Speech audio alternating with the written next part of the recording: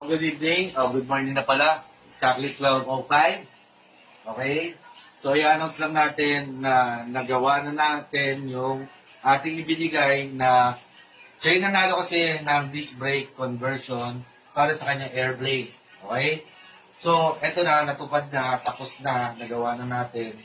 Ngayon, ano bang sasabihin natin? Okay, papakita muna natin yung finished product ng air blade niya. So, natapos na natin. Ito, kaya siya nagkaroon ng disc brake conversion na free kasi siya yung lagi-lagi nag-share ng mga post, di ba? Nagla-like, nag-heart, di ba? Tapos nagpo-post, nagko-comment. Basta lahat.